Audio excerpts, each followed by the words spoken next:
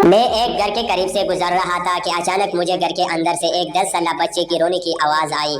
आवाज में इतना दर्द था कि मुझे मजबूरन घर में दाखिल होकर मालूम करना पड़ा कि ये 10 साल बच्चा क्यों रो रहा है। अंदर दाखिल होकर मैंने देखा कि माँ अपने बेटे को आहिस्ता से मारती और बच्चे के साथ खुद भी रोने लगती। मैंने आगे होकर पूछा, बहन क्यों बच्चे को मार रही हो जबकि खुद भी रोती हो? इसने जवाब दिया कि भाई आपको तो मालूम है कि इसके वालिद अल्लाह को प्यारे हो गए हैं और हम बहुत गरीब भी हैं। मैं लोगों के घरों में मजदूरी करती हूँ और इसकी पढ़ाई का मुश्किल से खर्च उठाती हूँ। ये कम बस स्कूल रोजाना देर से जाता है और रोजाना घर देर से आता है। जाते हुए रास्ते में कहीं खेल कूद में लग जाता है और पढ़ाई की तरफ जरा भी तवज्जो नहीं देता, जिसकी वजह से रोजाना अपनी स्कूल की वर्दी गम कर लेता है। मैंने बच्चे और इसकी माँ को थोड़ा समझाया और चल दिया।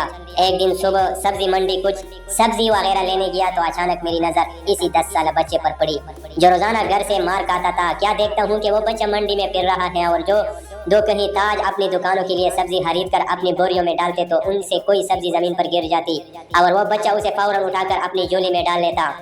मैं ये माजरा देखकर परेशानी में मुब्तला हो रहा था कि चक्कर क्या है। मैं इस बच्चे को चोरी चोरी फॉलो करने लगा। जब इसकी झोली सब्जी से भर गई तो वो सड़क के किनारे बैठकर ऊंची ऊंची आवाजें लगाकर उसे बेचने लगा।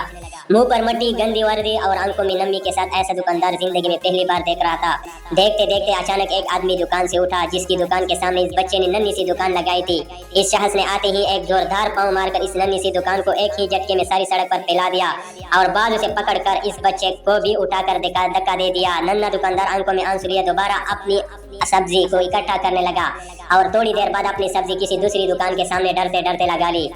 भला हो इस शख्स का जिसकी दुकान के सामने अब इसने अपनी नन्ही दुकान लगाई। इस शख्स ने इस बच्चे को कुछ नहीं कहा।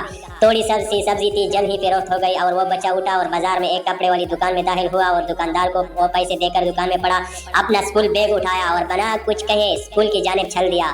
मैं भी इसके पीछे पीछे चल रहा था। जब वो बच्चा स्कूल गया तो 1 घंटा देर हो चुकी थी, जिस पर इसके उस्ताद ने डंडे से उसे हुक मारा। मैंने जल्दी से जाकर उस्ताद को मना किया कि यतीम बच्चा है, इसे मत मारो। उस्ताद फरमाने लगे कि सर ये रोजाना 1 घंटा देर से आता है, मैं रोजाना उसे सजा देता हूँ कि डर से स्कूल टाइम पर आया और कई बार मैं इसके घर भी पैगाम दे चुका हूँ। बच्चा मार खाने के बाद क्लास में बैठकर पढ़ने लगा। मैंने इसके उस्ताद का मोबाइल नंबर लिया और घर की तरफ चल दिया। घर जाकर मालूम हुआ कि मैं जो सब्जी लेने गया था वो तो भूल ही गया। माँ से एक बार फिर मार खाई होगी। सारी रात मेरा सर चकराता रहा। अगले दिन सुबह की नमाज अदा की और फौरन बच्चे के उस्ताद को काल की के मंडी टाइम हर हालत में मंडी पहुंचे, जिस पर मुझे मुस्बित जवाब मिला। सूरज निकला और बच्चे का स्कूल जाने का वक्त हुआ और बच्चा घर से सीधा मंडी अपनी नन्ही दुकान का बंदोबस्त करने लगा। मैंने उसके घर जाकर उसकी वाला को कहा कि बहन मेरे साथ चलो, मैं तुम्हें बताता हूँ आपका बेटा स्कूल क्यों देर से जाता है। वो फौरन मेरे साथ मुंह में ये कहते हुए चल पड़ी कि आज इस लड़के की मेरे हाथों खैर नहीं, छोड़ूंगी नहीं उसे। आज मंडी में लड़के का उस्ताद भी आ चुका था। हम तीनों ने मंडी के 3 मुख्तलिफ जगहों पर पोजीशन संभाल ली और नन्ही दुकान वाले को चुप कर देखने लगे।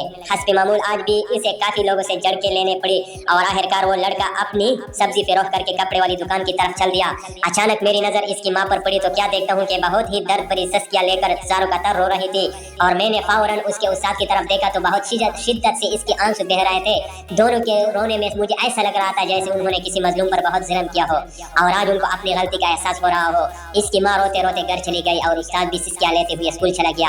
हस्बे मामूल बच्चे ने दुकानदार को पैसे दिया और इसको दुकानदार ने एक लीडी सूट देते हुए कहा कि बेटा आज सूट के सारे पैसे पूरे हो गए हैं, अपना सूट ले लो। बच्चे ने उस सूट को पकड़कर स्कूल बैग में रखा और स्कूल चला गया। आज भी 1 घंटा लेट था। वो सीधा उस्ताद के पास गया और बैग डेस्क पर रखकर मार खाने के लिए पोजीशन संभाली और हाथ आगे बढ़ा दिए कि उस्ताद डंडे से उसको मार ले। उस्ताद कुर्सी से उठा और फौरन बच्चे को गले लगाकर इस कदर जोर से रोया कि मैं भी देखकर अपने आंसू पर काबू ना रख सका। मैंने अपने आप को संभाला और आगे बढ़कर उस्ताद को चुप कराया और बच्चे से पूछा कि ये जो बैग में सूट है वो किसके लिए है। बच्चे ने जवाब दिया कि मेरी माँ अमीर लोगों के घरों में मजदूरी करने जाती है और इसके कपड़े फटे हुए हैं। इसके पास जिस्म को मुकम्मल ढांपने वाला कोई सूट नहीं है, इसलिए मैंने अपने माँ के लिए यह सूट खरीदा है। यह सूट अब घर ले जाकर माँ को दूंगा। मैंने बच्चे से सवाल पूछा, जवाब ने मेरे उस्ताद के पैरों के नीचे से जमीन ही निकाल दी। बच्चे ने जवाब दिया, नहीं अंकल जी, छुट्टी के बाद मैं उसे दर्जी को सिलाई के लिए दे दूंगा और रोजाना थोड़े थोड़े पैसे जमा करके सिलाई दूंगा।